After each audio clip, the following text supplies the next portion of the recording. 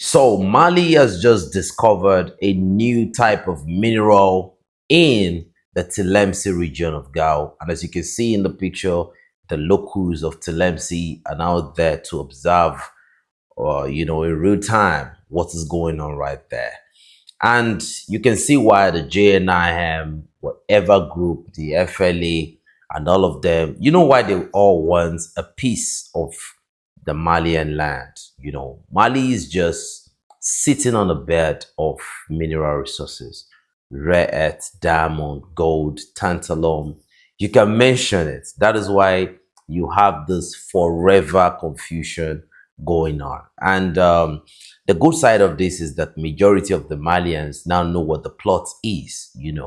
And the West knows that Semi Goita is never going to give up now. He won't give up soon. He won't give up ever. So, I think the plot to destabilize Mali is failing by the day. And, Mali already has a security agreement, a strategic agreement with Russia. So that is why you don't have what is going on in Nigeria, like this whole we are putting boots on the ground. You don't have it going on in Mali because they know the security partners of Mali are ready to step in at any type of capacity. They know, so nobody wants that mutual destructive capability to be exercised in them. So everybody is going to sit ducks where they are and allow the Malian people to control their own destiny. Now, moving forward from there, right, they can't destabilize Mali. Now, China, knowing that, look, I think the world is changing as it is. The BRICS nation, they are making moves. They are protecting their partners. They are improving the capability of their partner because unfortunately we live in an era where your sovereignty, the measure of your sovereignty is the measure of your military capability. So we have a breaking news from China today that China has now committed $49 million to Burkina Faso to help it build, solar plants, like new solar plants. The Sahel is trying to go to a whole different type of energy. In the meantime, pending the time you will have the nuclear capability coming in for the civilian energy consumption. Now, back in 2024, April 2024, China committed another $49 million, for Burkina Faso when they were trying to power their Dunsi airport with, the solar power plant. And China actually helped out at the time, by giving Burkina Faso a loan, which Burkina Faso already paid out right now. They've already completely, paid the loan. Now, again, China is coming to help Burkina Faso to continue to improve its energy capability, because China is already looking at it that, look, if these people can try to play pranks with Mali, Burkina Faso might be the next target. So I just feel like, this is the need of pressing concern and Burkina Faso is applying correspondingly. Now let's move forward, right? China is also providing advanced weapon like 40 VN-22B fire support vehicle. These are the latest acquisition in Burkina Faso, and they are the latest type of equipment we are seeing, the Chinese churning out. I've seen this type of equipment in Mali, but this might be the first time we might be having, this type of capabilities being sent to Burkina Faso. So, and according to the information we have, this is just a batch of it. More of this VN-22B fire support vehicles are going to be coming in. Now, we have to understand that this vehicle is going to be to the benefit of the Burkinabe armed forces to be able to match the capabilities of the threats that is confronting the nation of Burkina Faso right now, because this is a mine-resistant vehicle, very, very durable. And, this is an advanced vehicle that has multiple sensors, that even have a 360-degree infrared camera that can be able to spot drone attacks and all of that. According to the information we're given, that this particular the B version has that capability of, performing multiple tasks, the ones that are going to be shipped to Burkina Faso. It's like the advanced type of VN-22B. Now, again, China has now provided another 40 SR-5 rocket launchers to help the country of Burkina Faso with the security situation.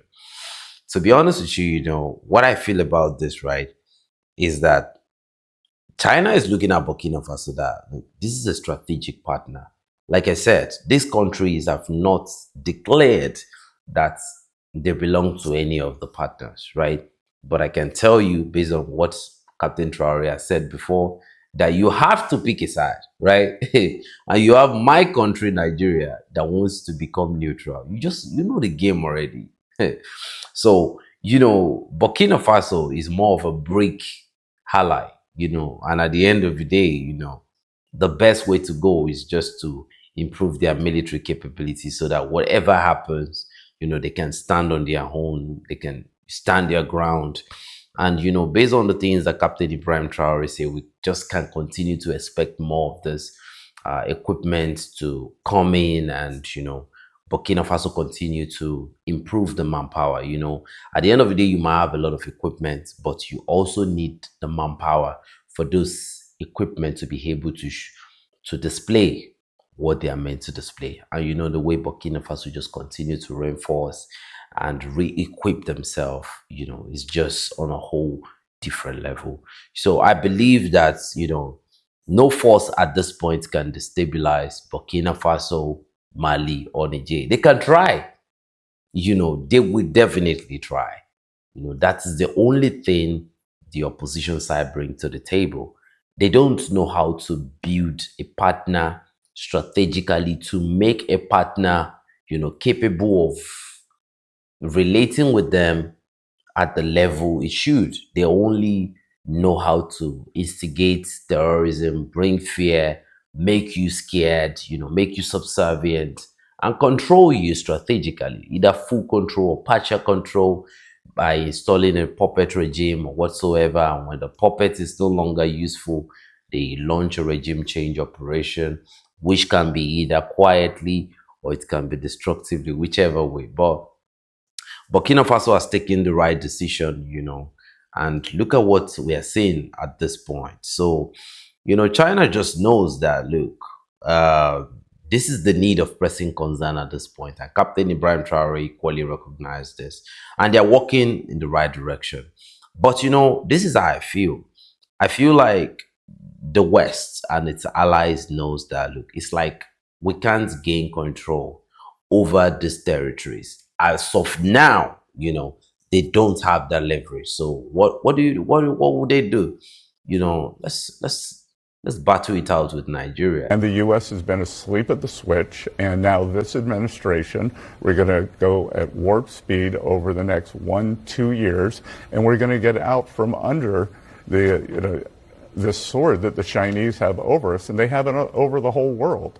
And this time, we have rallied the allies, and so it is going to be all the Western democracies, the Asian democracies, and India are also going to join us in this in trying to form our own supply chains. And this old threat and everything is going on around. And you have some Nigerians, propping up the US to come in and invade. And most of those people that have been saying this thing, they don't even live in Nigeria.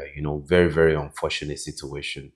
But at the end of the day, whatever happens, I don't want to talk about this whole Nigerian issue again. I don't even think it's anything that any Nigerian should be worried about. We should be watching, let everything just play out. Now if Nigerians can never learn, they can never learn.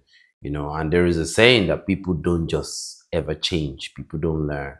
They can come out in different form or ways, but no matter what you say, people can still end up going with their predetermined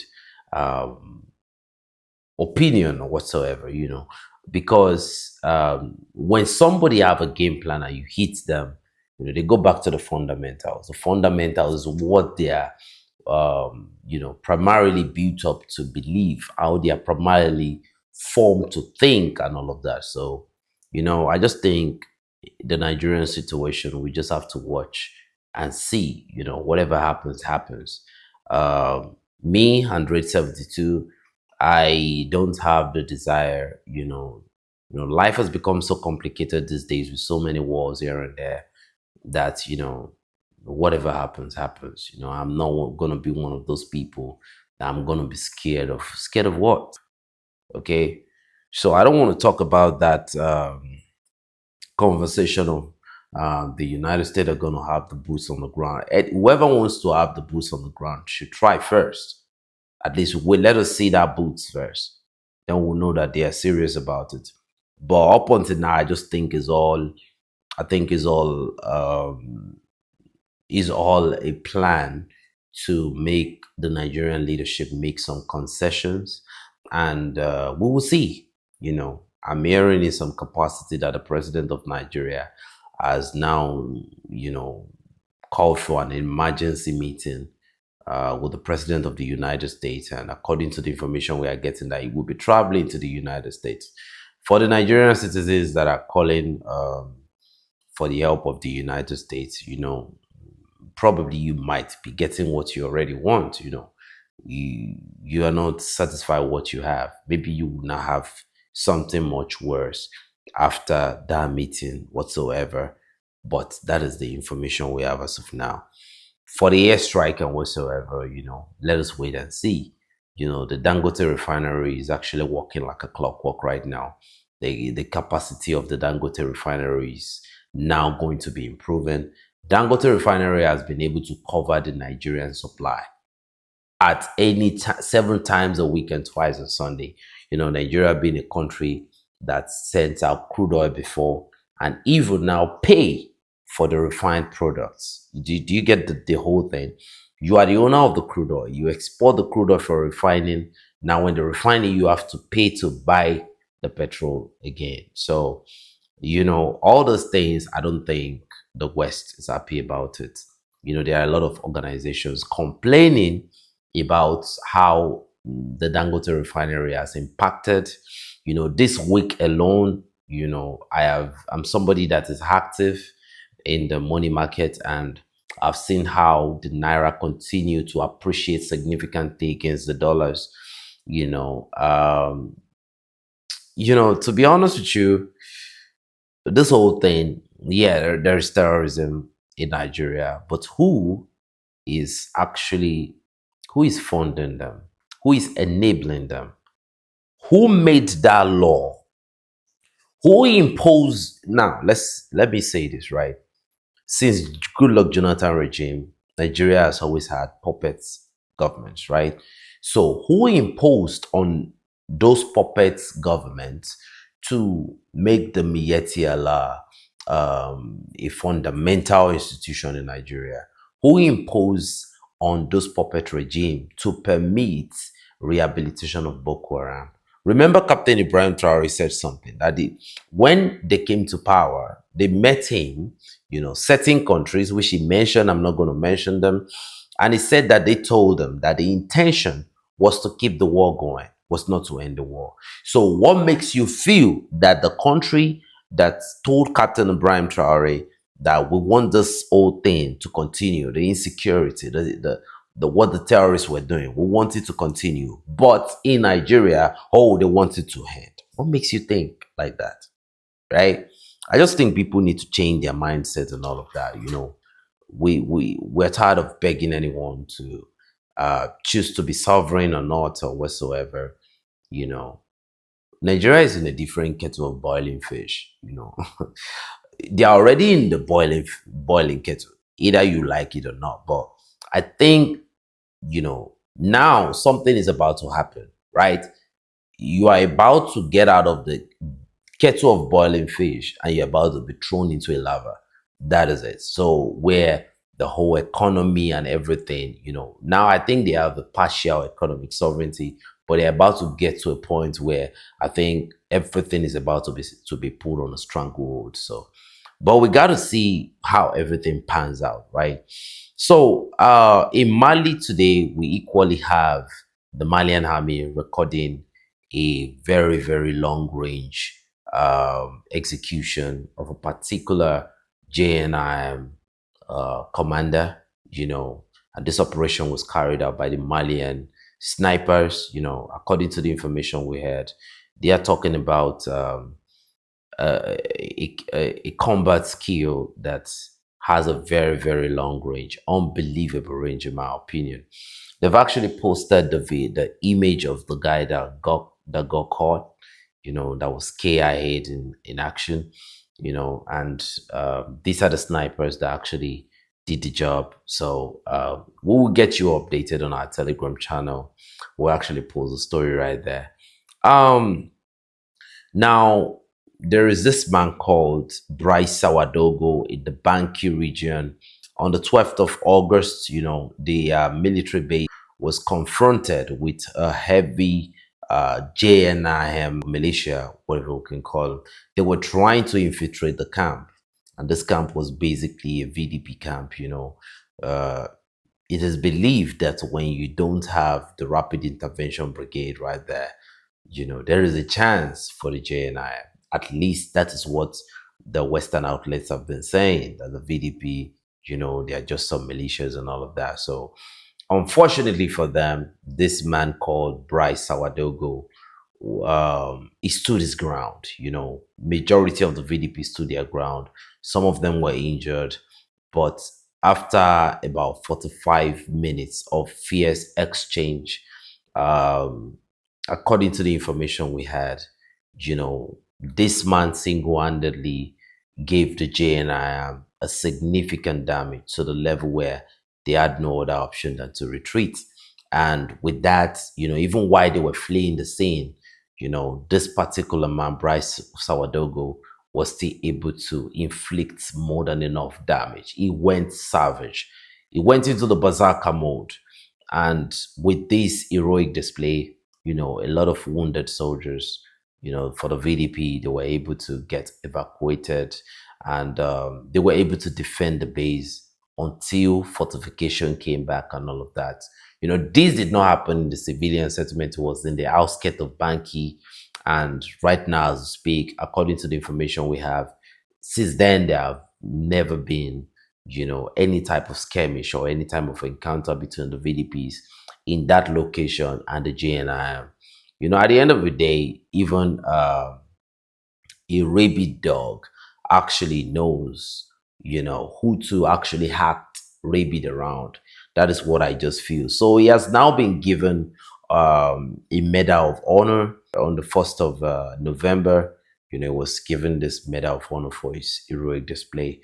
So for now, this is all we have on the Sahel. This is all the information we have. Ladies and gentlemen, you can drop your opinion in the comment section below. You can ask your questions in the comment section below. And if if you have anyone in mind you think we should collaborate with on the Android community, you can actually let us know in the comment section below. Actually, I'm at peace getting the opportunity to reach out to you all again. Thank you, and God bless you.